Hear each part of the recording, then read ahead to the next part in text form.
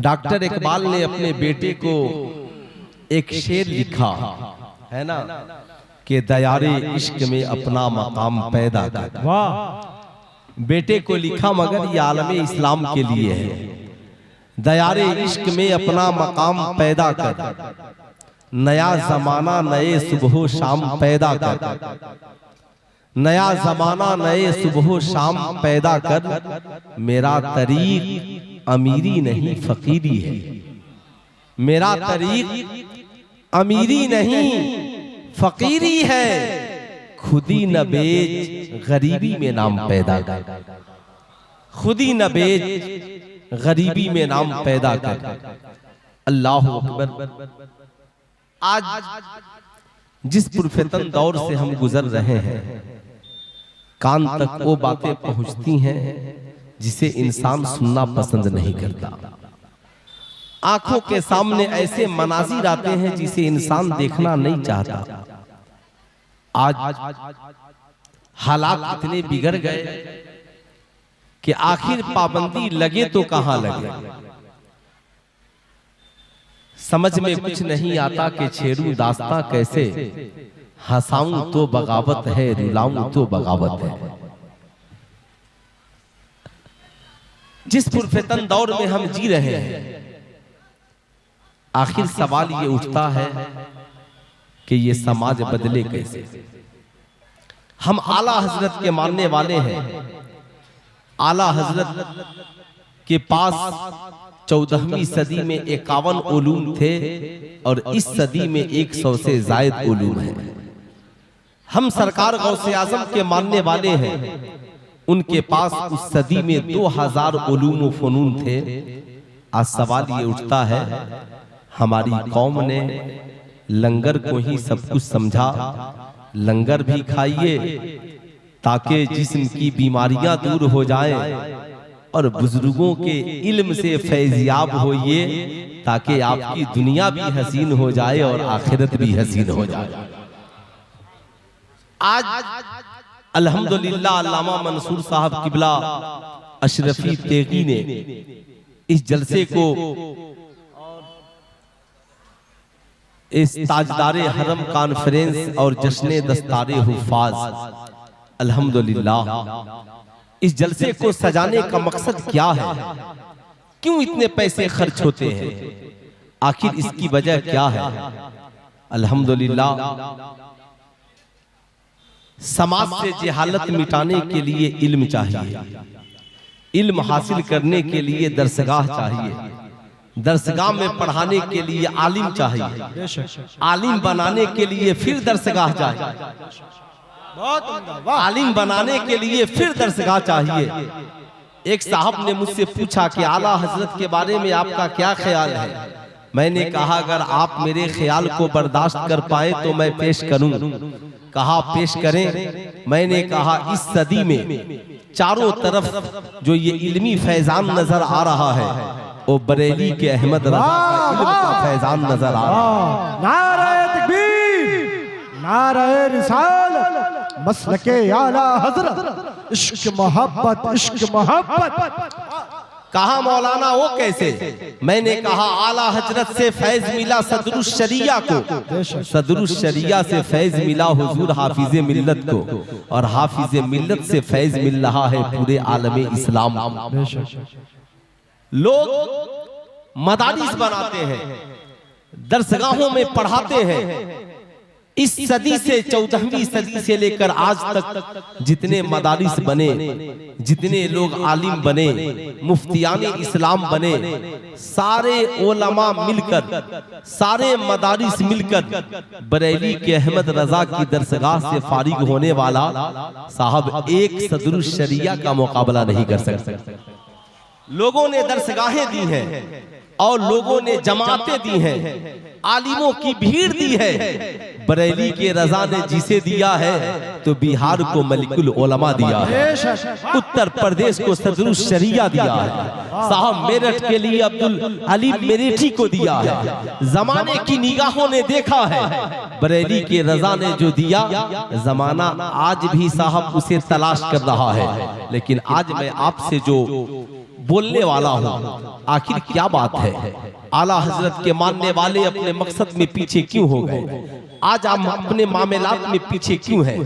आखिर क्या वजह है? किस सोच की जरूरत है, किस फिक्र की जरूरत है? आज समाज में जहां पर हम खड़े हैं, क्या ये हमारे लिए अफसोस का मकाम नहीं है? हमारी कौम की बेटियां मुर्तद हो रही हैं, आखिर इसकी वजह क्या है?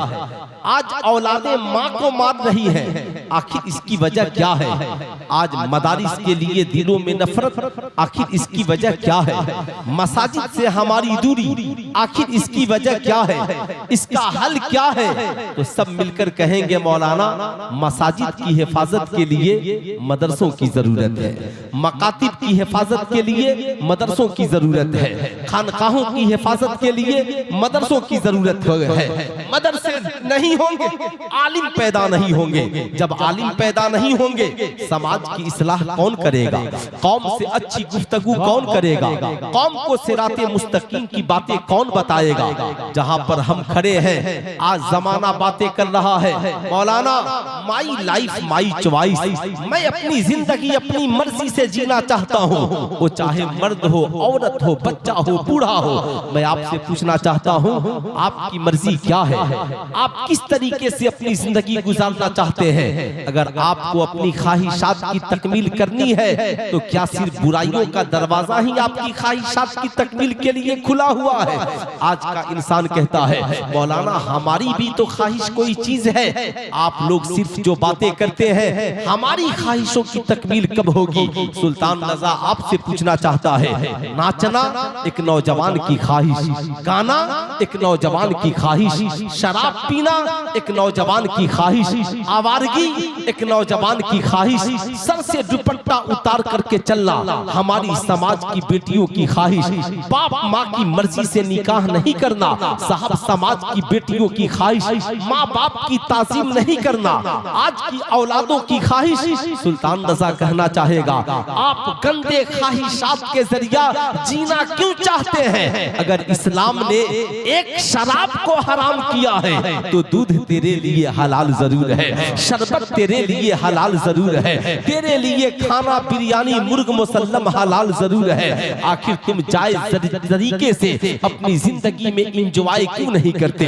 अपनी जिंदगी को बदलना क्यों नहीं चाहते? मैं आपसे कहना चाहूंगा, आपको अपने रूह को बदलना होगा, आपको अपने नजरियात को बदलना होगा। कहाँ गए वो नौजवान जो कहते हैं मौलाना हम अपनी जिंदगी अपनी मर्जी से जीना चाहते हैं? तो कहाँ गए वो नौजवान जो शराब के नशे में डूब गए? कहाँ गए वो नौजवान जिन्होंने जुए में घर बार हार दिया? कहाँ गए वो नौजवान जिन्होंने अपनी जवानी को अपने हाथों तबाह बर्बाद किया? आखिर इसके वजूहात क्या हो सकते हैं? इसके वजूहात सिर्फ यही है कि हमने साहब जरूरत को जरूरत नहीं समझा। एक बात जिंदगी में याद रखे, एक है मोबाइल और एक है किताब।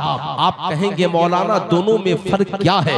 याद रखिएगा, किताबें एक दायरा बताती है, ये सीरत मुस्तफा की किताब है, ये तफसीर की किताब है, ये हदीस की किताब है, ये फिक्र की किताब है साहब, ये इल्मे बलागत की किताब है, ये शेर व शायरी की किताब है। लिखने वालों ने किताबें बड़ी लिखी, मगर एक जमाना वो भी था जब हमारे उलमा कहते थे कुरान पढ़ना नाबिल मत पढ़ना, हदीसें पढ़ना अफसाना निगारी न पढ़ना।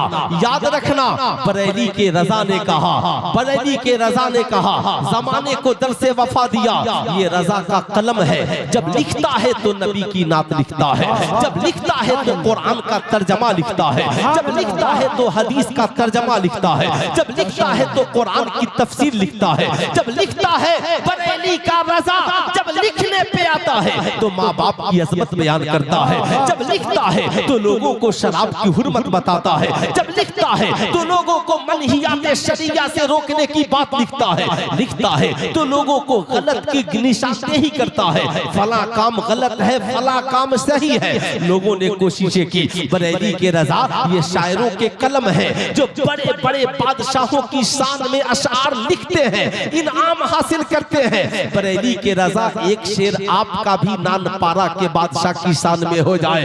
बरेली के रजा ने कहा हाँ कलम लाओ कापी लाओ, बरेली का रजा लिखेगा मगर नान पारा की बादशाह के शान में नहीं बल्कि मुस्तफा जाने रहमत की शान में लिखेगा, मुस्तफा जाने रहमत की शान में लिखेगा। करूं मदहे अहले दुवल रजा, पड़े इस बला में मेरी बला, मैं गदा हूँ अपने करीम का, मेरा दीन पारे ना नहीं। सवाल ये उठता है हर जलसे में मसलक के आला हजरत का नारा, मगर बरेली के रजा ने ये नहीं कहा कि मैं अपनी जिंदगी अपनी मर्जी से गुजारूंगा।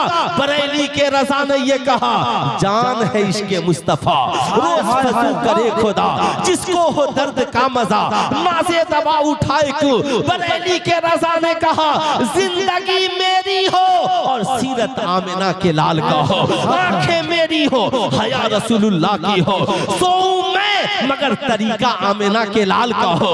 आखिर मैं आपसे पूछना चाहता हूँ मेरी कौम का नौजवान तेरा नजरिया कब बदलेगा? मेरी कौम के नौजवानों तुम अपनी फिक्र को कब बदलोगे? मेरी कौम के नौजवानों बताओ तुम अपने नजरिए को कब बदलोगे?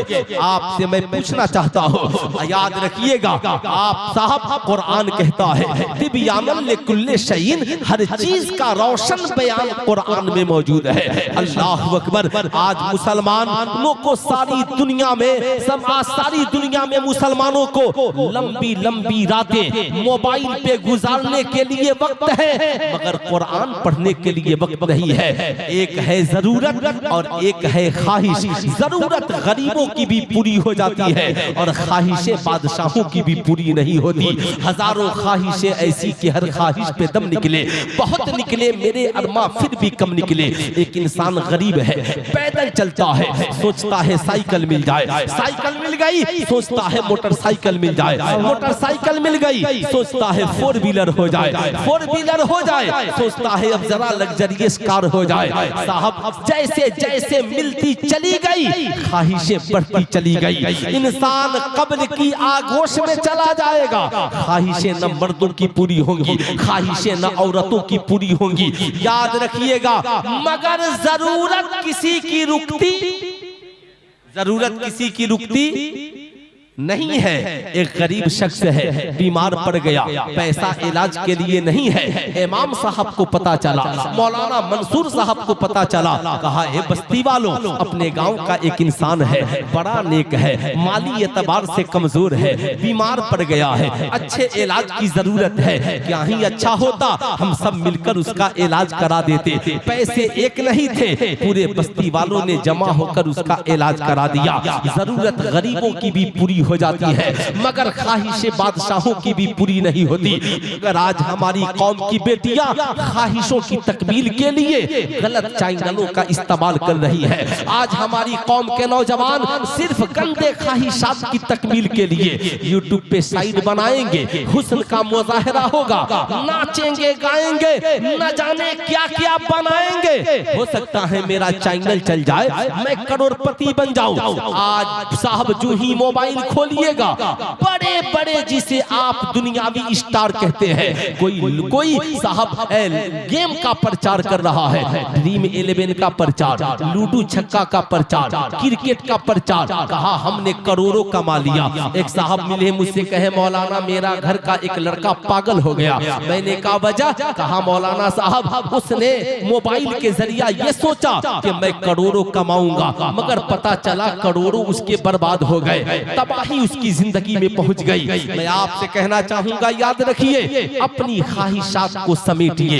याद रखिए जिंदगी में आपकी ख्वाहिशें कभी पूरी नहीं हो सकती। गर्मी के कपड़े हैं जरा ठंडी के हो जाए, जलसे में आए आपने देखा अल्लामा महबूब गौहर का बेहतरीन लीलन का कपड़ा है, क्या ही बेहतरीन कुर्ता पैजामा, क्या बेहतरीन सदरी और बेहतरीन कश्मीरी टोपी। अब आपके भी ख्वाहिशें, आपके भी दिल में ये बात बैठ गई, अब आप आपने भी सोचा काश मेरे पास भी ये लीलन का कुर्ता पैजामा होता, मेरे पास भी एक सदरी होती, मेरे पास भी एक बेहतरीन कश्मीरी टोपी होती। लेकिन मैं कहना चाहूंगा ना, ख्वाहिशात को समेटे, जरूरत के मुताबिक जिंदगी गुजारे। अगर आपने ख्वाहिशात को लंबा कर दिया, आप कहेंगे मौलाना फिर करना क्या होगा।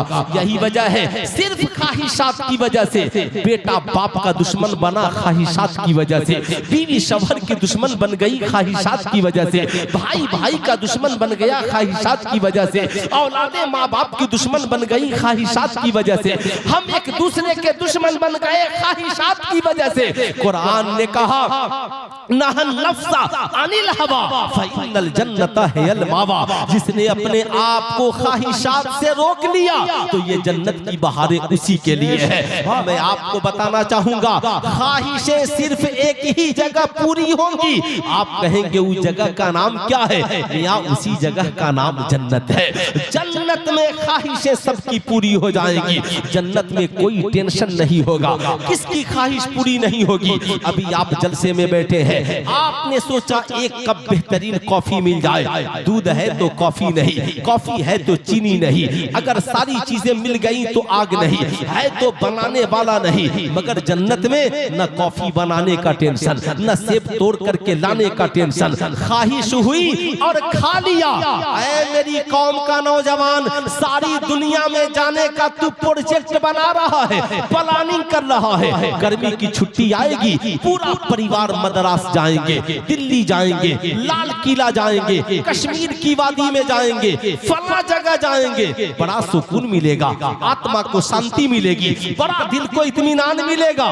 कभी अपनी शरीके हयात से आहिस्ता से पूछा है, ओ मेरी शरीके हयात, ताजमहल को देखकर बड़ा सुकून मिला, हम घूम कर आए, बड़ा सुकून मिला, बीवी भी साथ हो, बच्चे भी साथ हो, माँ बाप भी साथ हो, परिवार साथ हो, घूमने में बड़ा मजा आता है, सारे लोग बैठे हो, एक दस्तरखान हो, खाने में बड़ा मजा आता है। मगर जरा तस्वूर करो कि मैदाने महशर कायम हो, बीवी जहन्नम में जा रही हो, शौहर जन्नत में जा रहा हो, बाप जहन्नम में जा रहा हो, माँ जन्नत में जा रही हो, बहन जहन्नम में जा रही हो, भाई जन्नत में जा रहा हो। बताओ जरा नक्शा सोचो, एक दोस्त जहन्नम में जा रहा हो, दूसरा दोस्त जन्नत में जा रहा हो, बताओ ईमानदारी से अच्छा लगेगा?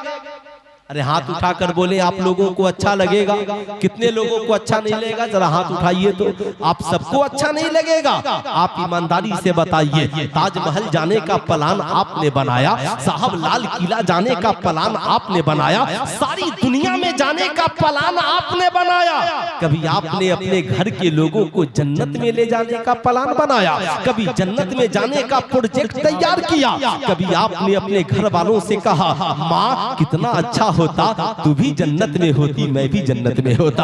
आपने कभी अपनी बीवी से कहा ए मेरी शरीके हयात कितना अच्छा होता तू भी जन्नत में होती, मैं भी जन्नत में होता? कभी आपने अपने दोस्त से कहा ए मेरे दोस्त तू चाहता है हर लम्हा मैं तेरे साथ रहूं, बता कितना अच्छा होता कि हम दुनिया में भी साथ रहते और जन्नत में भी तेरे साथ रहते। साहब आप कहेंगे मौलाना फिर जन्नत में जाने के लिए करना क्या होगा? कुरान कहता है जन्नत में जाने की एक ही राह है, आमिना के लाल के दामन को मजबूती से थाम लो, जन्नतुल फिरदौस तेरा ठिकाना हो जाएगा। नबी से इश्क करो, नबी से प्यार करो, जब बात नबी की आए तो किसी की न सुनो, नबी की पैरवी करो, नबी करीम सल्लल्लाहु अलैहि वसल्लम की सीरत को अपनाओ। साहब फिर देखो जिंदगी के मजे ही कुछ और है। लेकिन आज हमारी कौम के नौजवानों की पोजीशन आप ईमानदारी से बताइए, जिसे 2 रोटी की जरूरत है अगर 3 रोटी खा ले तो तबीयत बिगड़ेगी नहीं बिगड़ेगी? अरे बोले जरा जोर से, तबीयत बिगड़ेगी ना? कितनी रोटियां खाने से? 3 रोटियां खाने से। जाहिर सी बात है अगर एक कपड़े की जरूरत है 2-4 कपड़े पहन ले तबीयत बिगड़ जाएगी। सुल्तान रजा पूछना चाहता है हर शय को जरूरत के मुताबिक इस्तेमाल करे। बाबू हो गया, तकरीर खत्म हो गई। अच्छा अच्छा, माशाअल्लाह माशाअल्लाह, है ना, ऑपरेटर लोग हैं। अच्छा है भाई, कम से कम ये तो चेक कर रहा है, हम लोग भी ऑपरेटर ही हैं, है ना साहब। अगर पता चले कि इस इंसान का ईमान अकीदा दुरुस्त है कि नहीं है, तो बरेली के रजा का थर्मामीटर लगाकर चेक करते हैं कि हुस्सामुल हरमैन के बारे में इसका क्या ख्याल, हुस्सामुल हरमैन के बारे में इसका क्या ख्याल है, ताकि पता चल जाए। दो रंगी छोड़ दे, एक रंग हो जा, सरासर मोम या फिर संग हो जा। साथ में कहना चाहूंगा, आप ईमानदारी से बताएं, अगर 2 रोटी की जरूरत है, 3 हो जाए तो सेहत के लिए नुकसान दे। साहब 2 बूटी की जरूरत है, 4 बूटी हो जाए सेहत के लिए नुकसान दे। 2 गिलास पानी की जरूरत है, 4 गिलास पानी पी लो सेहत के लिए नुकसान दे। अबे पगला, जब इतना जानता है तो मोबाइल की जरूरत जितनी है उतना इस्तेमाल क्यों नहीं करता है। मोबाइल की जरूरत कितनी पड़ गई। हमारी कौम की बेटी नकाब भी पहनी है, पीठ पे बेहतरीन बस्ता भी है, बैग भी है, हाथ में मल्टीमीडिया मोबाइल सेट है। मुझे ताज्जुब होता है, जब मैं इदारे शरिया में दारुल इफ्ता में पढ़ता था, मोबाइल की पाबंदी थी। आज कौन सी जरूरत पड़ गई। हर नौजवान के हाथ में मोबाइल, पढ़ने वाले के हाथ में मोबाइल, बेटी के हाथ में मोबाइल, बेटे के हाथ में मोबाइल। व्हाट्सएप की जरूरत कब पड़ती है, क्या कभी आपने इसके बारे में कभी सोचा। फेसबुक की जरूरत कब पड़ती है, कभी आपने इसके बारे में सोचा। साहब ताज्जुब की बात है, मैट्रिक के नौजवान को व्हाट्सएप की जरूरत क्यों है, मैट्रिक में पढ़ने वाले नौजवान को फेसबुक की जरूरत क्यों है। आखिर मैं आपसे पूछना चाहता हूँ, इन नौजवानों को मल्टीमीडिया मोबाइल सेट की जरूरत क्यों है। आप कहेंगे मौलाना ऑनलाइन क्लास, सुल्तान रजा कहना चाहेगा ऑनलाइन क्लास। याद रखना, जिंदगी में लॉकडाउन खत्म, ऑनलाइन क्लास को बैक कीजिए, इसे बंद कीजिए। क्लास के लिए घर में एक रूम बना दीजिए, एक कंप्यूटर या लैपटॉप लगा दीजिए। कहा मेरा बेटा ऑनलाइन क्लास यही होगा, ऑनलाइन क्लासेस यही होंगे। ये मोबाइल सरगोशी का जरिया है, ये मोबाइल तन्हाई का जरिया है, ये मोबाइल चुपके से किसी को पैगाम भेजने का जरिया है। बाप को पता नहीं है इस मोबाइल के जरिया बेटा किसे मैसेज भेज रहा है, शौहर को पता नहीं है इस मोबाइल के जरिया बीवी कैसे किसे मैसेज भेज रही है। इस साहब बाप को पता नहीं है इस मोबाइल के जरिया बेटी किसे मैसेज भेज रही है। याद रखिएगा, मैं ये नहीं कहता हर इंसान गलत है, मगर कुरान कहे, मगर याद रखिएगा मैं जो बताने जा रहा हूँ, अल्लाह के नबी फरमाते हैं ज़न्नुल मोमिनीन खैरा, मोमिन के बारे में अच्छा गुमान करो। मेरा गुमान आपके बारे में बेहतर है, मगर झारखंड की उस लड़की के बारे में क्या कहेंगे। नमाज भी पढ़ती थी, कुरान भी पढ़ती थी, मोबाइल भी नहीं था, घर में एक ही मल्टीमीडिया से मोबाइल था, मगर उसके जरिया जिससे कनेक्शन हुआ धर्म बदल गया, साहब जाति बदल गई, साहब ईमानो अकीदा बेच दिया, साहब उसने अपनी जिंदगी को तबाह बर्बाद कर लिया।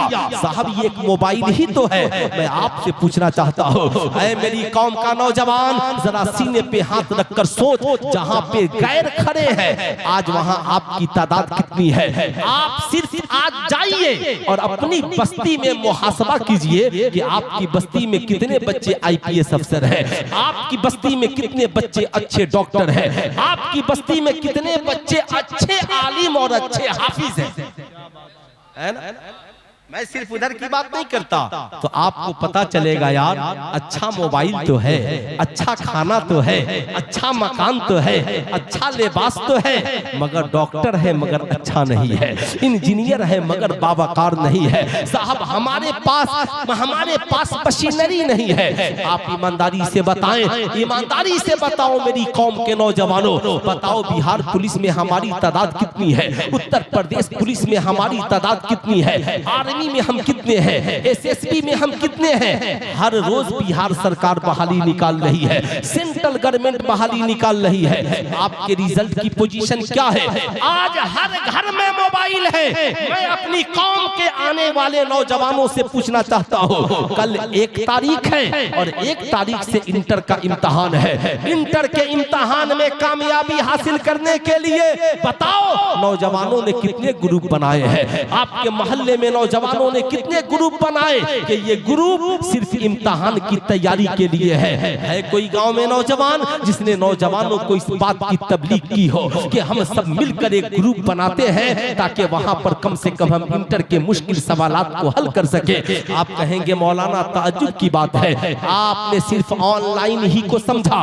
जब से हमने सिर्फ ऑनलाइन को तरजीह दी, ऑनलाइन इल्म तो मिल सकता है मगर ऑनलाइन तरबियत नहीं मिल सकती है। तरबियत के लिए ऑफलाइन होना पड़ेगा। पहले उस्ताद इल्म भी देता था और तरबियत भी सिखाता था। ताज्जुब की बात है, नौजवानों के पास गेम खेलने के लिए ग्रुप है मगर तालीम हासिल करने के लिए ग्रुप नहीं है। पबजी से लेकर साहब सारे गेम और सट्टा और जुआ लगाने के लिए आपके पास ग्रुप है, गंदी बातें करने के लिए और किसी को ट्रोल करने के लिए, मजाक उड़ाने के लिए आपके पास ग्रुप है मगर आपके पास कामयाबी के लिए कोई ग्रुप? अल्लाह, आप बताएं ईमानदारी से, कोई ग्रुप आपके पास है? आपके पास कोई ऐसी तहजीब है? आपके पास कोई ऐसा मामला है? मेरी गुजारिश है अपनी कौम के सरपरस्तों से, नौजवानों से, बच्चों बूढ़ों से, हम सब किसके गुलाम हैं? नबी के गुलाम हैं। सरकार का साथी आसमान से जमीन पर कौन बनकर आया? कुरान कहता है क़द जाअकुम मिनल्लाहि नूरुम व किताबुम मुबीन। तहकीक के आ गया तुम्हारी जानिब अल्लाह की तरफ से नूर और एक रोशन किताब, यानी नूर से मुराद मुस्तफा जाने रहमत है और किताब से मुराद कुरान है। अल्लाह ने नबी का साथी जिसे बनाया उसका नाम कुरान है, उसका नाम किताब है। ऐ नौजवान, जब तक किताब हमारा साथी था, कोई गौस बना, कोई खाजा बना, कोई कुतुब बना, कोई अब्दाल बना, कोई अहमद रजा बना, कोई हाफिज मिल्लत बना, कोई मुजाहिद मिल्लत बना, कोई सदरुश शरिया बना, कोई ताजुश शरिया बना। किताब को साथी बनाइए। किसे साथी बनाना है? पूरा मजमा हाथ उठा करके बोलिए, किसे साथी बनाना है? किताब को। किसे साथी बनाना है? किताब को। किताब को अपनी जिंदगी का साथी बनाइए, हर मैदान में कामयाब होंगे। लेकिन आपने किताब को बगल में दबा दिया, मोबाइल को अपना साथी बना लिया। शैतान हर हमला, हर वक्त इंसान का खुला हुआ दुश्मन है। एक नौजवान मैट्रिक की तैयारी के लिए किताब लेकर बैठा और हाथ में मल्टीमीडिया सेट मोबाइल है। जो ही एक सफा पढ़ा, शैतान ने कहा जरा व्हाट्सएप देख ले दोस्त ने क्या कहा है। अब जो ही किताब खोली, जब तक के किसी दूसरे का फोन, जो ही किताब खोली जब तक के तीसरे का फोन। ऐ मेरी कौम का नौजवान, याद रखना गलत रवि से मनाजिल का बोझ बढ़ता है। मुसाफिरों रवि से कारवां बदल डालो। अगर आपका हश्र यही रहा, आपने अपने मामलात को नहीं समेटा, आप पूछिए बेटी मोबाइल की जरूरत है ना, फिर मल्टीमीडिया सेट किया, तुम जाएगी कोचिंग या स्कूल तो यही न पता करना है कि तुम कहां हो, तो ये सादा मोबाइल भी तेरे लिए काफी है। क्या कल जब मोबाइल नहीं था तो लोग नहीं जीते थे? क्या जब कल हमारे हाथों में मल्टीमीडिया सेट मोबाइल नहीं था तो हम नहीं जीते थे? जीते थे। मगर आज अफसोस है, हमें ये तय करना होगा मोबाइल किसे इस्तेमाल के लिए दिया जाए और किसे इस्तेमाल के लिए नहीं दिया जाए। इसलिए मेरा मशवरा है, पाकिस्तान के एक अजीम मुफक्किर ने कहा कि याद रखिएगा, कल का जो इंसान था आज से 40-50 साल पहले, वो 30 बरस की उम्र में उसे जितनी मालूमात होती थी, आज के लड़के लड़कियों को उतनी मालूमात 15 बरस की उम्र में है। अब याद रखिएगा, जो चीजें उन्हें 30 बरस के बाद जिन चीजों की जरूरत पड़ती थी, आज उन्हें 15 बरस के बाद ही जरूरत पड़ रही है। यही वजह है इस्लाम ने कहा कि याद रखना, बेटा या बेटी जब बालिग हो जाए तो निकाह जल्दी कर देना। अब ताज्जुब की बात है, आज तो साहब हुकूमतें बार बार उम्र बढ़ा रही है, 18 से 20, 20 से 22, 22 से 25, मगर इसके पास हुनर जो है, ख्वाहिशात जो है साहब, ये 56 साला है, 45 साला है। जाहिर सी बात है, जब वक्त से शादियां नहीं होंगी समाज बिगड़ेगा, जब वक्त से शादियां नहीं होंगी रिलेशनशिप बिगड़ेगा। इसलिए जैसे इंसान की सेहत के लिए ग़िज़ा की जरूरत है, वैसे ही इंसानी सेहत की तक़द्दुस के लिए वक्त पर निकाह की जरूरत है। अगर आपने निकाह वक्त पे नहीं किया, मगर आज लोग 40 साल बाद कमाएंगे तब निकाह करेंगे, 50 साल बाद कामयाब होंगे तब निकाह करेंगे, 30-35 साल बाद कामयाब होंगे तब निकाह करेंगे, और बड़ा बड़ा मल्टीमीडिया सेट उसके हाथों में पकड़ा देंगे। इस्लाम ने कहा इसकी रोकथाम जरूरी है, वरना याद रखिएगा ये जो जिनसी, ये जो साहब नफसानी ख्वाहिशात की मार है, कल अंधेरी कोठरी में बह जाएगी और किसी बाप की इज्जत नहीं रह पाएगी। इसलिए मैं आपसे कहूंगा, अगर आज आपने जाविया मुकम्मल नहीं किया, अगर आज आपने इस पे कंट्रोल नहीं किया, आप ईमानदारी से बताएं, एक दौर वो भी था जब बाप उंगलियां पकड़ के सुबह को बच्चों को खिलाता था, 1 घंटा 2 घंटा, साहब ये किताब है, ये पढ़ो, ये खेलो। बाप शाम को बच्चों को वर्जिश कराता था। अब तो बड़ा आसान है, एक घर में जाइए, बाप अलग मोबाइल में बिजी, बेटा अलग मोबाइल में बिजी, बड़े अलग मोबाइल में बिजी, छोटे अलग मोबाइल में बिजी। पहले बूढ़ों को चश्मा लगता था, जब से मोबाइल आया है बच्चों की आंखों में चश्मा देखने को मिल रहा है। ताज्जुब की बात है, मगर आप सब भूल गए। याद रखिएगा, मेरी आपसे गुजारिश है, अगर आपने इस पे कंट्रोल नहीं किया और आपने ये सोचा बेटा मोबाइल में पढ़ता होगा, शैतान उसे पढ़ने नहीं देगा, बेटी मोबाइल में पढ़ती होगी, शैतान उसे पढ़ने नहीं देगा। इसलिए कि शैतान इंसान का खुला हुआ दुश्मन है, वो शैतानी चाल चल के इसे जरूर भगाएगा, नफरत की आंधी और हवा में बहा देगा। इसलिए आप जरूरत महसूस करें और घर को पाबंद बनाएं। मोबाइल, सारा मोबाइल घर में जब शाम का वक्त हो तो रख दिया जाए, एक मोबाइल माँ या बाप के पास चालू रहे, सारे बच्चे वक्त पे सोने के लिए जाएं, पढ़ने का टाइम हो तो मोबाइल साइलेंट मूड में हो, दोस्त का फोन आए बोल देना, अपने बेटे से कह दीजिए, बोल देना कि मगरिब बाद जब मैं घर चला जाऊं तो मेरे बाप का नंबर है, ये फोन कर लेना, ये मेरी माँ का नंबर है, इस पे फोन कर लेना, ये मेरे बड़े भाई का नंबर है, उस पे फोन कर लेना। ठीक है साहब, कोई जरूरी नहीं है। आपसे मैं कहना चाहूंगा, अगर आपने ऐसा नहीं किया तो किसकी इज्जत कब लूट जाएगी इसका कोई ठिकाना नहीं है। यही वजह है आज जरूरत इस बात की है कि आप ये तवज्जो करें। मदारिस में कितने % बच्चे पढ़ते हैं? मदारिस में 1% बच्चे पढ़ते हैं, मगर कसम खुदा की जब पढ़कर निकलते हैं और बावकार बनकर निकलते हैं तो मदरसे का एक बच्चा पूरे गांव में इनकलाब लाने के लिए काफी होता है। यही वजह है शरीयत कहती है आलिम बनना फर्ज़े किफ़ाया है, इसलिए कि एक आलिम 1000 आबिद पर भारी होता है।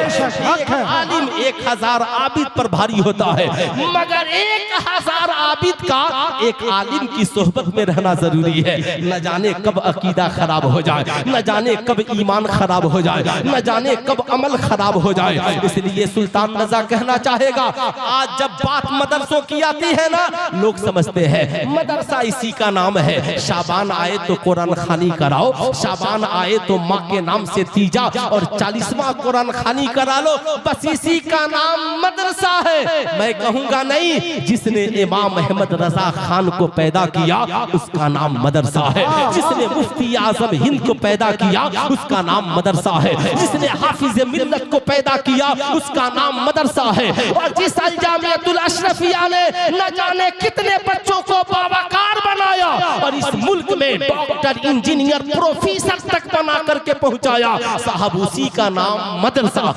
बेशक मदरसा है। लेकिन आपसे मैं पूछना चाहता हूँ, सवाल ये उठता है, जो भी मदरसे में आता है सबके ज़हन में बस एक बात, अल्लामा महबूब गौहर साहब एक बात बताइए, मदरसे में आप लोग इंग्लिश पढ़ाते हैं? हाँ हाँ मियाँ अब पढ़ाते हैं। नहीं यकीन तो अभी है ना, मैं मौलाना गुलाम जिलानी अजहरी साहब आएंगे तो आप समझ लीजिएगा। साहब संस्कृत पढ़ाते हैं, किसी चतुर्वेदी को बुलाकर समझ लीजिएगा। कहा साहब मैथ पढ़ाते हैं, तो आज साहब हजारों नहीं कई हजार मौलाना स्कूल में पढ़ा रहे हैं। आपसे मैं पूछना चाहता हूँ, अब मदरसे वो नहीं रहे, लेकिन सवाल ये उठता है, मदरसे में हमारी कौम के 1% बच्चे पढ़ते हैं, 99% कहाँ पढ़ते हैं? स्कूल में पढ़ते हैं, कॉलेज में पढ़ते हैं, जहाँ पे साहब जहाँ पे सिर्फ डिग्रियां दी जाती है। मैट्रिक डिग्री है, इंटर डिग्री है, साहब बीए डिग्री है, मैट्रिक की डिग्री पे फला नौकरी, इंटर की डिग्री पे फला नौकरी, बीएड की डिग्री पे फला नौकरी, डीएलएड की डिग्री पे फला नौकरी, फला काम पे फला नौकरी। अब ये साहब डिग्रियां तो मिल गई, मगर उस डिग्री वाले को ये पता नहीं है हलाल क्या है और हराम, हलाल क्या है और हराम क्या है। पता चला कि बिहार सरकार परेशान है, डीओ के पास इतना खजाना कहां से आ गया, साहब फला आईपीएस अफसर के पास इतनी दौलत कहां से आ गई। साहब जमाना आज परेशान है कि ये रिश्वत को कैसे बंद किया जाए। तो आज भारत सरकार की नजरें है, कोई अफसर रिश्वत लेते हुए पकड़ा जाए उसे जेल में डाल दो।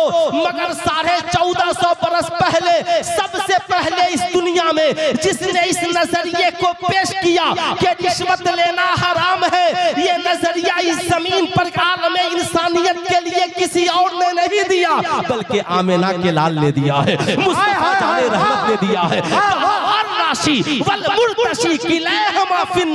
रिश्वत लेने वाला भी जहन्नम में जाएगा और रिश्वत देने वाला भी जहन्नम में जाएगा।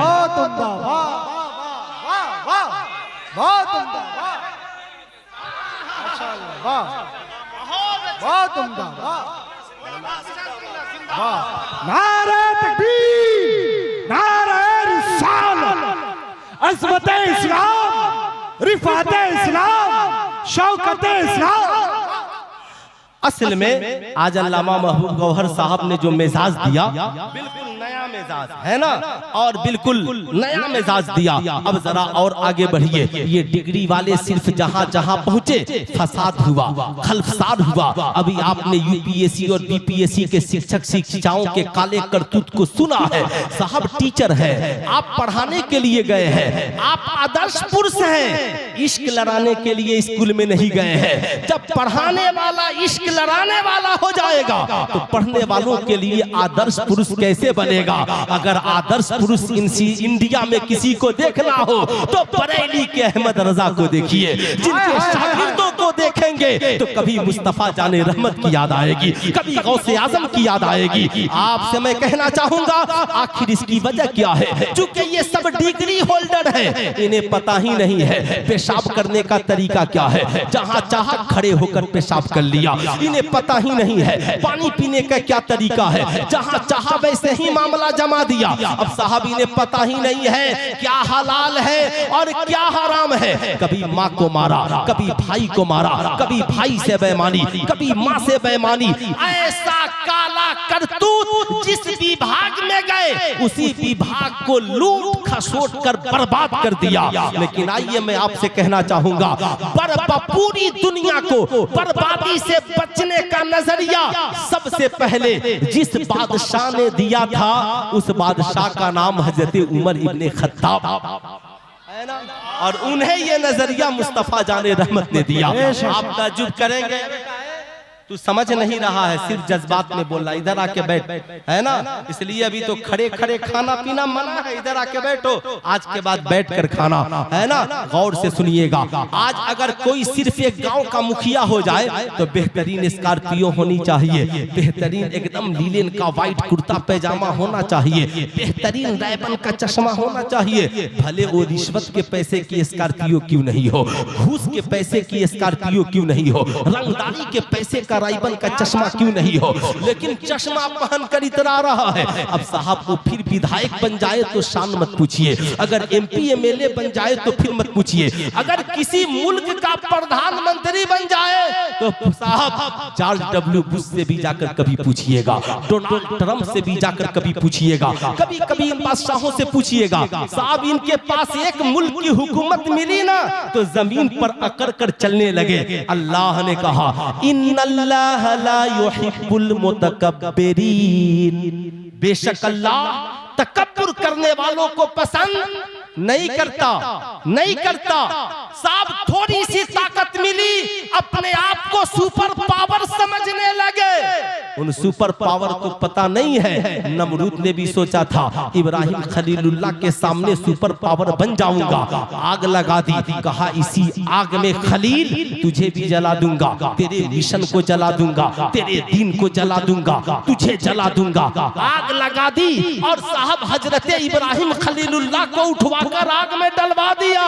रब ने कहा या नारा कूनी बरदम व सलामन अला इब्राहिम, ऐ आग इब्राहिम पे ठंडी हो जा। सलामती के साथ आग जलती रही, इब्राहिम चलते रहे, आग के शोले भड़कते रहे, रब के खलील चलते रहे। तो रब जिसे बचाए उसे नमरूद की आग नहीं जला सकती, और लॉस एंजलिस में रब आग लगा दे तो सुपर पावर की ताकत उसे कभी बुझा नहीं सकती। वाह वाह, नारे तकबीर, नारे रिसालत, अज़मते इस्लाम, रिफ़ाते इस्लाम, फैज़ाने सरकारे सुरकाई, फैज़ाने मखदूमे बिहार। रब फरमाता है मेरे बंदे मैंने तुझे ढील दी है, इस ढील को अपनी बहादुरी मत समझना। इन्ना बतश रब्बिका लशदीद, तेरे मौला की पकड़ बहुत सख्त है। अब नतीजा क्या निकला? सिर्फ इनके पास डिग्रियां हैं, जिस महकमे में गए लूट खसोट का बाजार गर्म कर दिया। साहब नौकरी हो गई तो बेटी वाले को लूट रहा है जहेज के नाम। अरे बिल्कुल सही बात, थोड़ी सा इल्म हो गया, दौलत हो गई तो ये दौलत वाले को लूट रहा है। अजीब इत्तफाक, क्यों? इसलिए कि इनके पास सिर्फ डिग्रियां हैं। आप कहेंगे सुल्तान रजा फिर इन डिग्री वालों के साथ क्या किया जाए? मैं कहूंगा बेशक डिग्रियों की जरूरत है, मगर ये डिग्री वाले समाज का अच्छा इंसान तभी बनेंगे जब इनके पास डिग्रियां भी कॉलेज की हो और सीरत आमिना के लाल की हो, सीरत मुस्तफा जाने रहमत की हो, ताकि इन्हें पता चले हलाल क्या है, हराम क्या है। जमाना आज कह रहा है शराब पीना गलत है, जना करना गलत है, जुआ खेलना गलत है, ताश के पत्ते को हाथ में लेना गलत है, रिश्वत मांगना गलत है, सूद खाना गलत है, किसी पे जुल्म करना गलत है। जमाना आज कह रहा है, 1400 बरस पहले इस्लाम ने कहा महबूब बता दीजिए हलाल क्या है और हराम बेशक, हलाल क्या है और हराम क्या है। अब आप कहेंगे मौलाना फिर किया क्या जाए? आज जब मदरसे की बात आती है ना, सब के सब हिसाब किताब के लिए पहुंच जाते हैं, ये काम वो काम फला काम। मैं कहूंगा जहां आपके बच्चे 99% पढ़ते हैं, कभी उन कॉलेजों का भी हिसाब लीजिए, कभी आप उन स्कूलों का भी हिसाब लीजिए, आप कभी उन कॉलेजों के भी करीब जाइए, स्कूलों के करीब भी जाइए, जाकर पूछिए कॉलेज के प्रोफेसर साहब मेरी बेटी तो आवारा नहीं थी, सर पे दुपट्टा रहता था, क्या बात है सर से दुपट्टा उतर गया? मेरा बेटा शराबी नहीं था, कॉलेज में आने के बाद शराबी कैसे बन गया? अरे ये मेरा बेटा ये तो कभी आंख नहीं दिखाता था, ये माँ को गालियां कैसे देने लगा? कहेंगे जाओ जाओ हम किताबें पढ़ाने आए हैं, हम सिलेबस पूरी कराते हैं, सिलेबस पढ़ाते हैं। आपके बच्चों को किरदार और इखलाक नहीं पढ़ाते, मगर हमारी कौम का कोई बच्चा भूले से मदरसे में पढ़ने चला जाए तो हमारा आलिम उसे किताब भी पढ़ाता है, साथ में नबी का किरदार भी पढ़ाता है।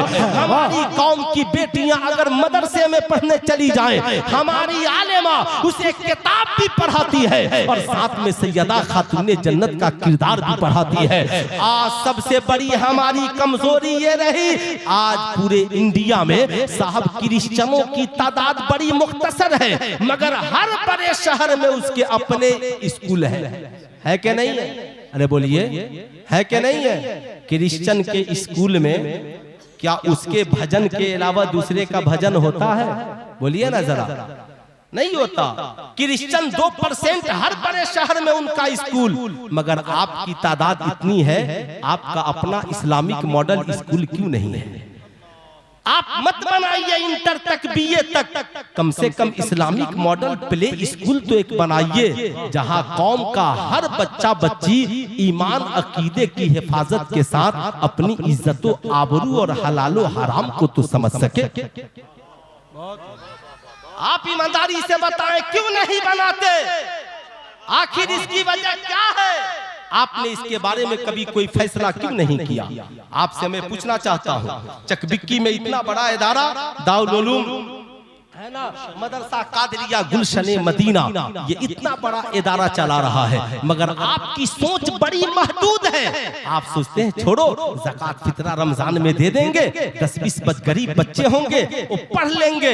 अरे साहब नहीं, इस सोच से मदरसा मत चलाइए। क्या उस तालीम की आपको जरूरत नहीं है? इस मदरसे को आप मजबूती के साथ इस्तेमाल कीजिए। आप इसको इसकी शक्ल को बदलिए। दारुल हिफ्ज़, दारुल क़िरात, नर्सरी से लेकर 5 तक कम से कम इस्लामिक मॉडल प्ले स्कूल का कयाम कीजिए, तब जाकर कोई अफसाना रमेश के साथ नहीं जाएगी। लेकिन उसके लिए पहले आपने आपको बदलना होगा।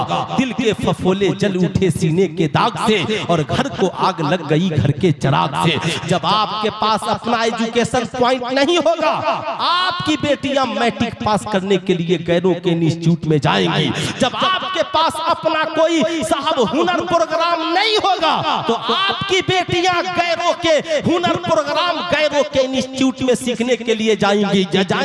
कहां गए हमारी कौम के अमीर? या आपकी दौलत किस दिन किस काम के लिए, जब हमारी कौम की बेटियों की इज्जत न बच सके?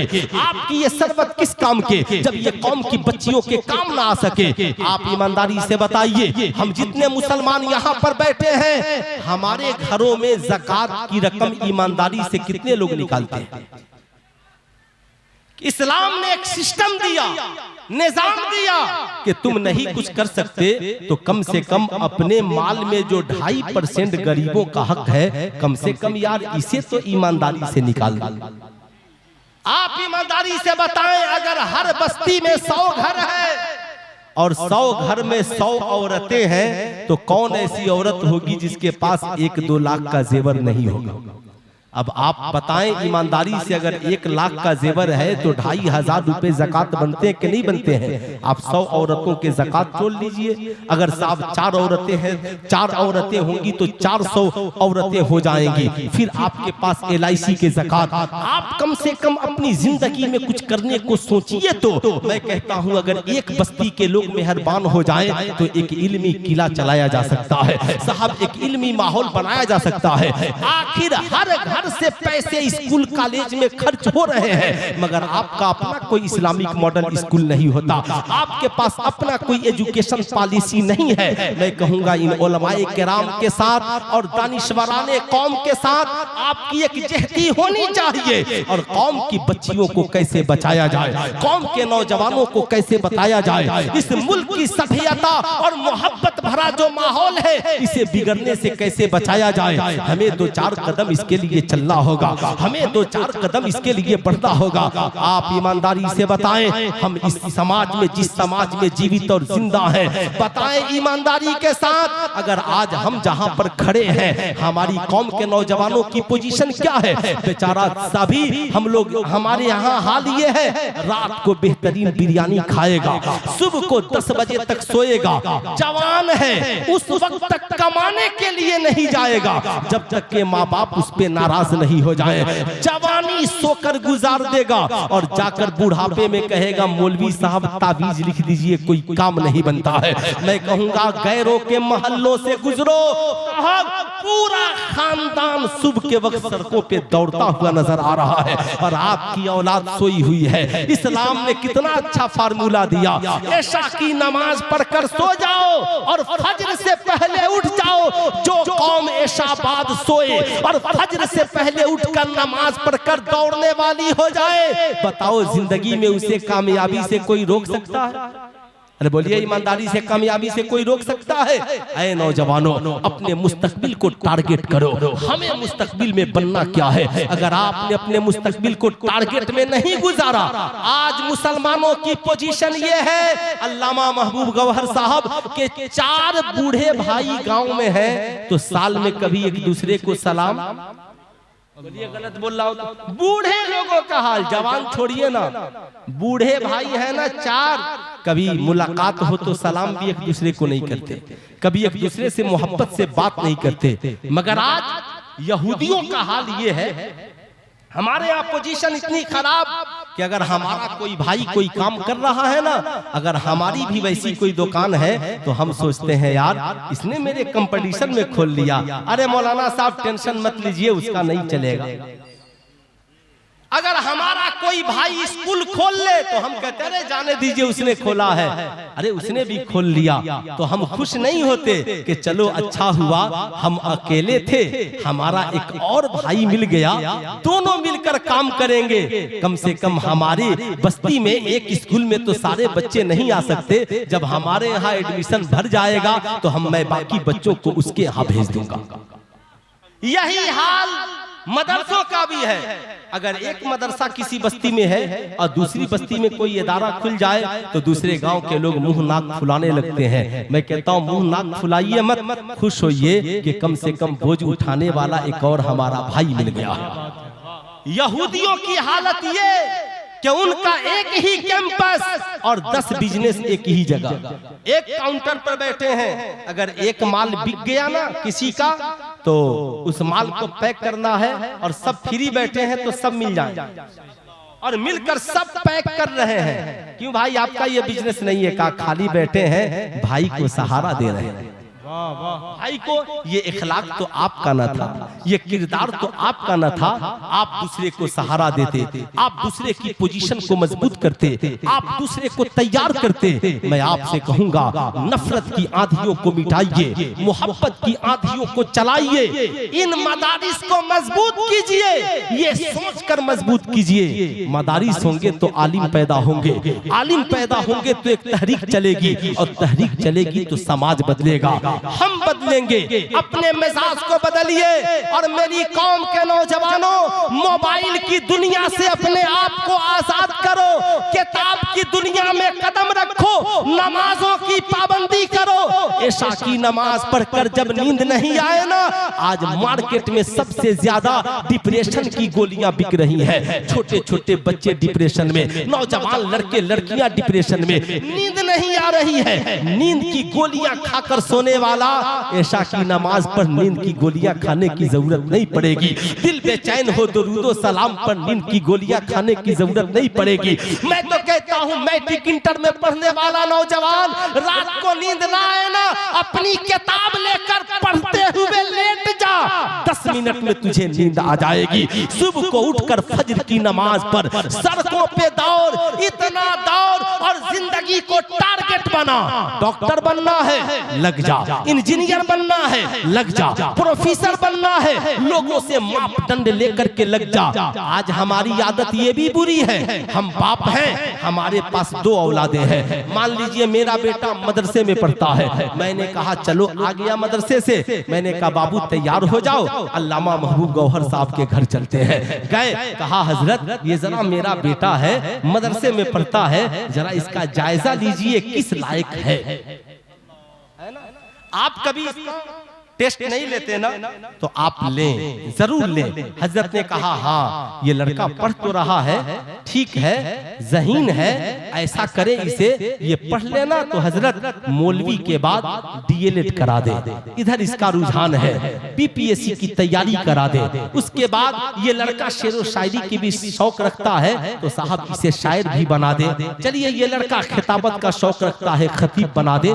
ये लड़का लिखने का शौक रखता है, बना दे। आपका बेटा मैट्रिक में पढ़ता है, आपने कभी उसकी जांच कराई अपने किसी पढ़े लिखे नौजवान से? आप जो कामयाब है हमारी कौम का नौजवान, कभी आप अपने बेटे को उसके पास ले जाइए, जरा शहजादे देखिएगा इसकी मैथ में क्या पोजीशन है, जरा इंग्लिश में क्या पोजीशन है, जरा साइंस की क्या पोजीशन है, जरा देखिए तो क्या ये इंटर में साइंस लेने के लायक है, इंटर में मैथ लेने के लायक है, या आर्ट्स पढ़ने के लायक है? किस लायक है? पता चला लड़का आर्ट्स में पढ़ने के लायक है और साइंस लेकर किस्मत आजमा रहा है, जिंदगी बर्बाद हो रही है। नहीं, इल्मी लियाकत के हिसाब से करोड़ों राहें खुली हैं, टारगेट बनाइए और जब तक उम्र बाकी है मैं कहता कहता हूँ भारत में सबसे ज्यादा मुसलमानों, तुझे सरकारी महकमे में पहुंचने की जरूरत है। कौन कहता है नौकरी नहीं मिलती, एडमिशन नहीं होता?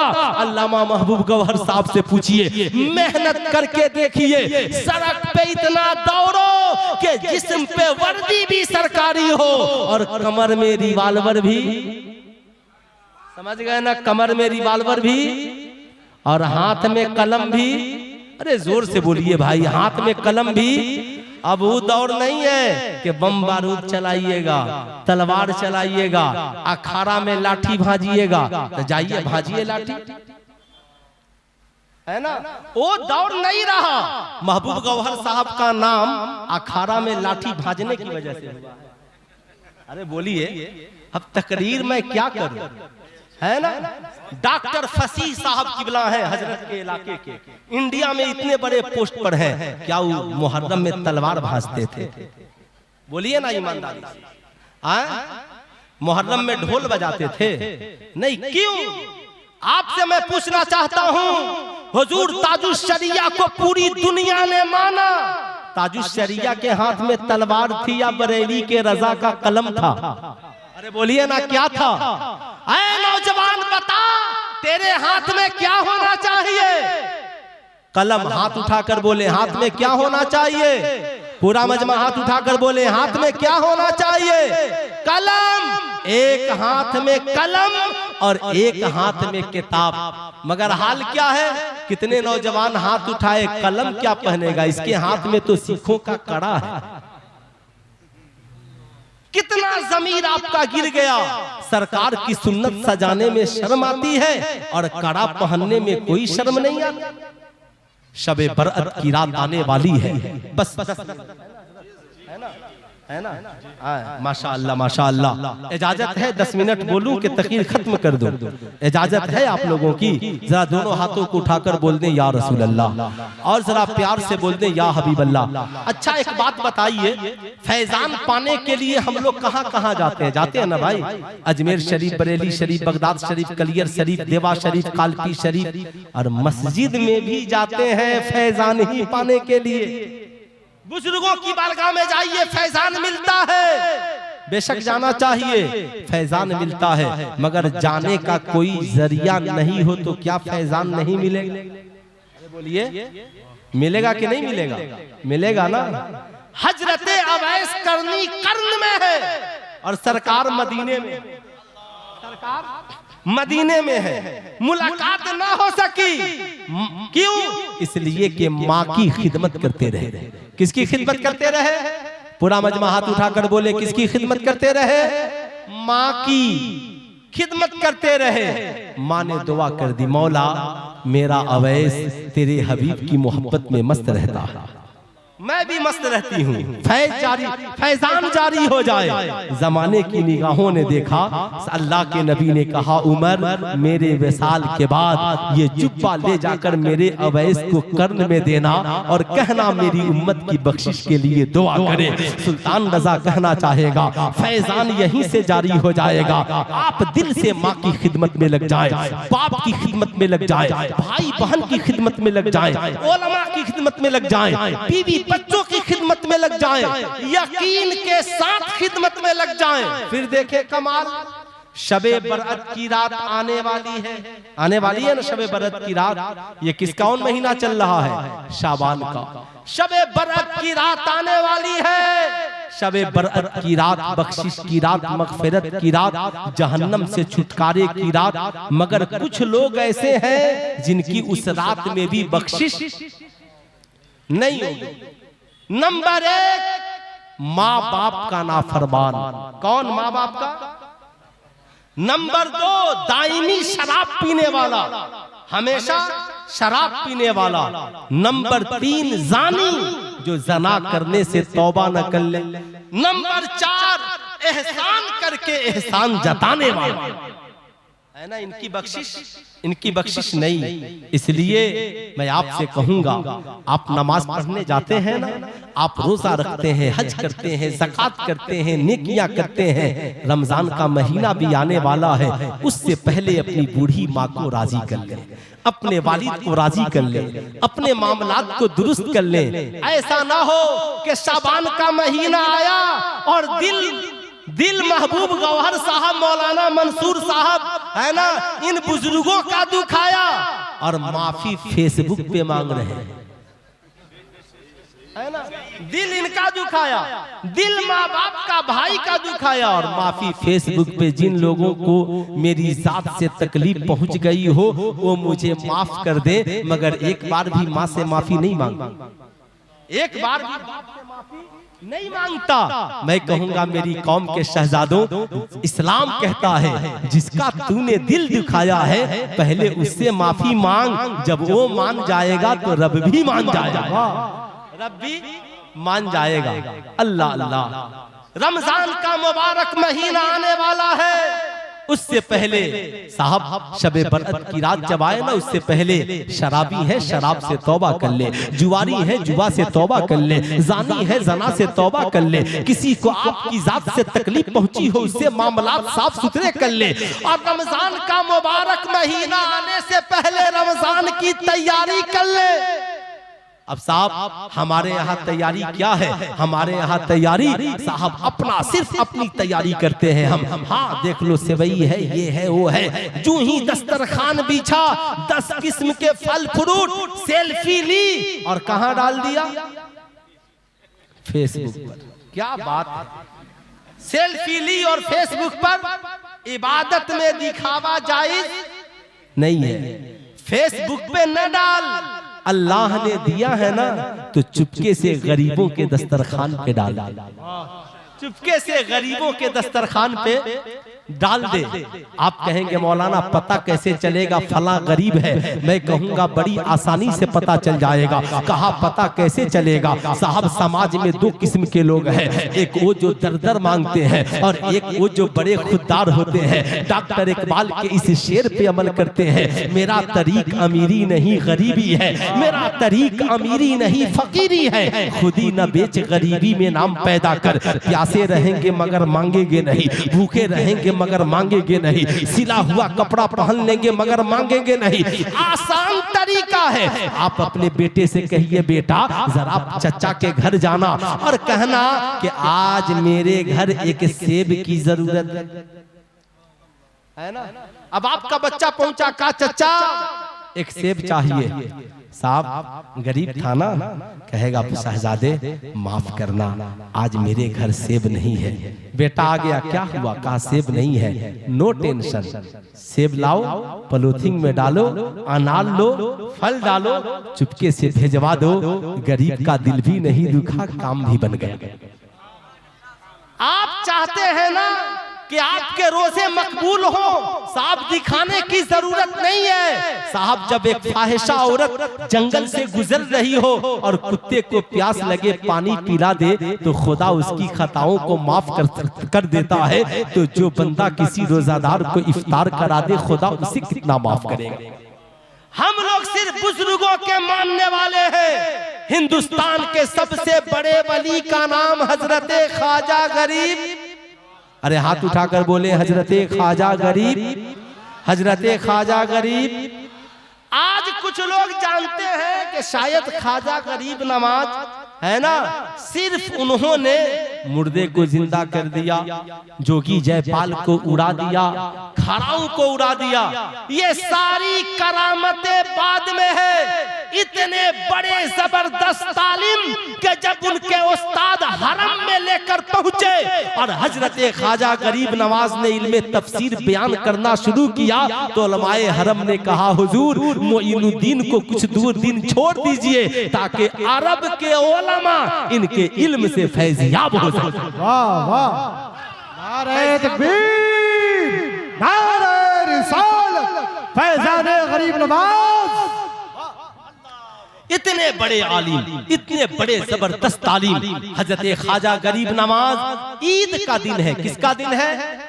और ईद आने वाली है, फिर मेरी और आपकी मुलाकात भी नहीं होने वाली है। ईद आने वाली है, आप भी याद रखें, खुशी का मतलब ये नहीं है कि मेरी होंठ में पान हो और हम खुश, हमारे जिस्म पे रंगीन कपड़ा, हम खुश नहीं। बुजुर्गों के उर्स में जाने वालों, ख्वाजा गरीब नवाज के मिशन को अपनाने वालों, सुल्तान रजा तुझसे कहना चाहेगा, ख्वाजा गरीब नवाज के इस मिशन को भी अपनाओ। निकले हैं ईद की नमाज पढ़ने के लिए, देखा एक गरीब और नाबीना बच्चा सड़क किनारे खड़ा है, आंखों में आंसुओं के कतरात है। करीब पहुंचे, कहा क्या हुआ? कहा मेरा बाप भी होता तो नए कपड़े पहनाता, मेरी बाबी होती तो मेरी जिंदगी में खुशियां होती। हजरत ख्वाजा गरीब नवाज उसकी हथेली को पकड़ते हैं, घर लाते हैं, गुस्ल कराते हैं, साफ सुथरा करते हैं और अपना कपड़ा उसे पहनाते हैं और पहना कर लेकर ईदगाह पहुंच जाते हैं। जमाने को दरसे वफा देते हैं। ऐ हजरत ख्वाजा गरीब नमाज के मानने वालों,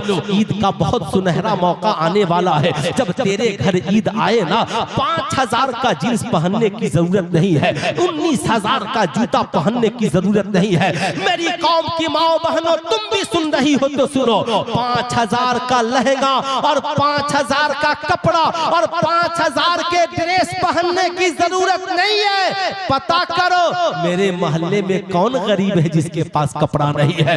ये कोशिश करो, 5000 है ना, 4 मोहल्ले के गरीब लोगों को भी साथ ले लो। चलो चलो आज ईद की मार्केटिंग करके आते हैं। वो कहेगा पैसे नहीं है, कहा टेंशन ना लो, पैसे नहीं है तो क्या हुआ, मेरे साथ चलो। उन्हें लेकर जाना, चुपके से दुकानदार को पैसे देना, कहा 5 जोड़े कपड़े दो, इन चारों को पहले दो और इन्हीं की तरह मुझे भी एक जोड़ा दे दो, ताकि उनकी ईद पहले हो जाए, मेरी ईद बाद में हो।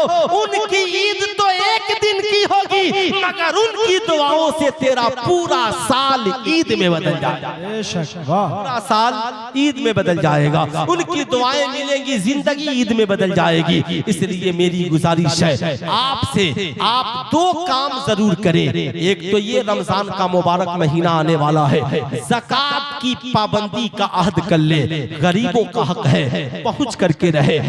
दूसरी गुजारिश, हर बस्ती में इस्लामिक एजुकेशन पॉइंट होना चाहिए। आप अपने नेताओं से कहिए हमें सड़क नहीं चाहिए, हमें साहब वृद्धा पेंशन मत दीजिए, मगर हमारी कौम के नौजवानों के लिए एक एजुकेशन पॉइंट कायम कर दीजिए, एक आर्मी कोचिंग सेंटर खोल दीजिए, यूपीएससी बीपीएससी के लिए साहब एक कोचिंग सेंटर का इंतजाम करा दीजिए, हमारी बच्चियों के लिए सेपरेट तालीम का इंतजाम करा दीजिए, जिन्हें मुअल्लिमा पढ़ाए बेटियां पढ़ती हुई नजर आए। अगर हम तालीम में जिस दिन मजबूत हो गए, इंशाअल्लाह बाजू हमारे होंगे और कलम हाथ में सरकारी होगा। जिस दिन आपने इस पे मिशन बना लिया कि हाथ मेरा हो, कलम सरकारी हो, उस दिन आपको कामयाबी से कौन रोक सकता है। मगर आपको मिशन बनाना होगा। इन मदारिस को खूब मजबूत कीजिए, इन मदारिस को खूब आबाद कीजिए, वरना याद रखिए साहब, डॉक्टर इकबाल ने कहा, नहीं तेरा नसीमन कसरे सुल्तानी के गुंबद पर, तू शाहीन है बसेरा कर पहाड़ों के चट्टानों पर। आपने याद किया होगा, आज हमारा बरादरे वतन 800 किताबों का लेखक मर गया वृद्धा आश्रम में, जहाँ पे ओल्ड होम में मर गया। बेटा अंतिम संस्कार में ना आया, बेटी पूछने के लिए नहीं आई। बहुत पढ़े लिखे थे, वजह ये थी कि उनके पास डिग्रियां थीं मगर संस्कार नहीं था, किरदार नहीं था। इस्लाम कहता है मेरे दामन में आ, हम तुझे इल्म भी देंगे और मुस्तफा जाने रहमत का किरदार भी देंगे। इसलिए आज के बाद ये नहीं कहना माई लाइफ माई चॉइस, बल्कि आज के बाद ये कहिए जिंदगी हमारी हो और सीरत मुस्तफा जाने। पूरा मजमा हाथ उठाकर बोले, जिंदगी हमारी और सीरत मुस्तफा जाने रहमत की हो। आपने सारे प्लान बनाए हैं, लेकिन अब हमें दुनिया भी में भी कामयाबी मिले, आखिरत में भी कामयाबी मिले, इंशाअल्लाह हमें इसका प्लान बनाना है। इस प्लान को बनाने के लिए आखिरी गुजारिश, मेरी तरह जुब्बा अमामा वाले 1 करोड़ आलिम को बुलाकर 1 करोड़ तकरीरें सुन लीजिए, जिंदगी में इनकलाब नहीं आएगा। आप कहेंगे मौलाना फिर आप क्यों आए?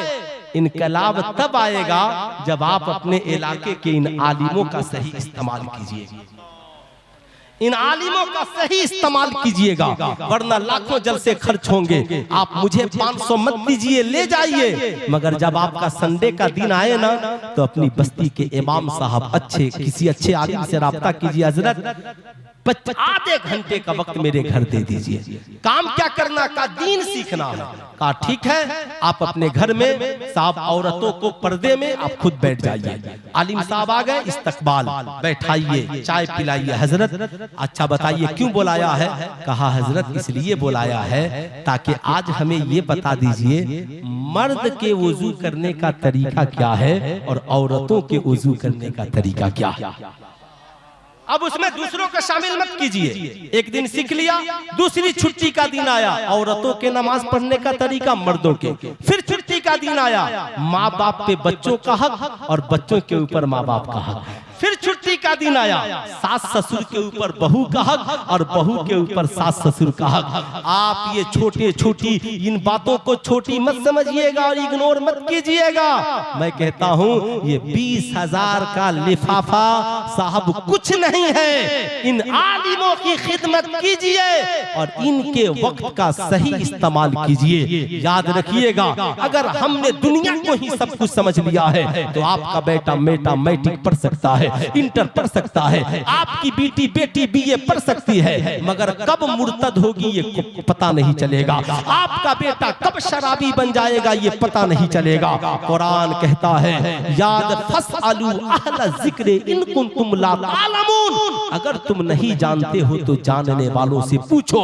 जब आप इन आलिमों के करीब होइएगा, ये दुनिया में भी आपकी रहनुमाई करेंगे और आखिरत में भी आपकी रहनुमाई करेंगे।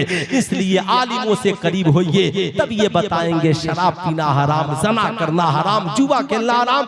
आज किसी की नजर स्कूल पर नहीं है, स्कूल में करोड़ों खराबी, मगर आज तक किसी को कहते सुना है कि स्कूल बंद कर दीजिए? अरे बोलिए। प्रयागराज में साहब दरभंगा की एक महिला की इज्जत लूट गई।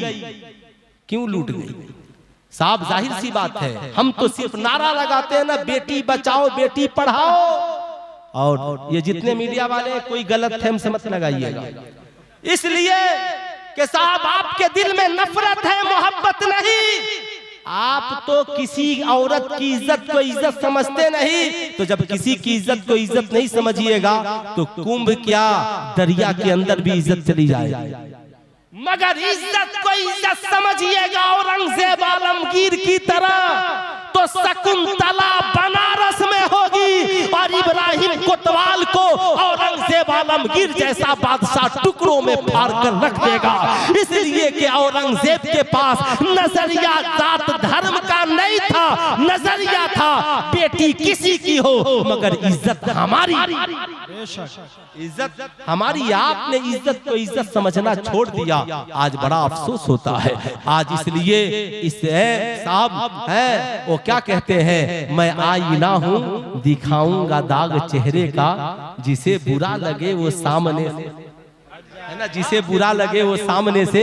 ये जितने डिग्री वाले हैं जब कोई तख्त मिल जाए तो लूट मार करते हैं, मगर उमर इब्ने खत्ताब आधी दुनिया से ज्यादा के हुक्मरान बने, मगर कुर्ता कितना था उनके पास?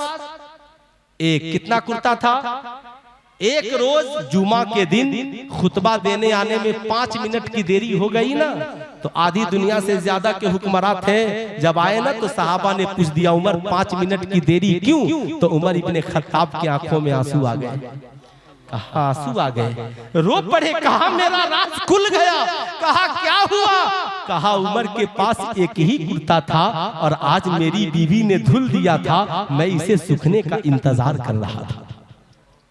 आज ही दुनिया के हुक्मरान हैं, मगर एक कुर्ता फिक्र है आखिरत की, फिक्र है आखिरत की। इसलिए मैं आपसे कहूंगा, आप सर जोड़कर उलमा से, दानिशवराने कौम मिल्लत से, साहब अगर न संभलोगे तो मिट जाओगे ऐ हिंदी मुसलमानों, तुम्हारी दास्तां तक भी न होगी दास्तानों में। आप वहीं आपको खड़े होकर लड़ना है। ये दौर एजुकेशन की लड़ाई का है, इल्म की लड़ाई का है।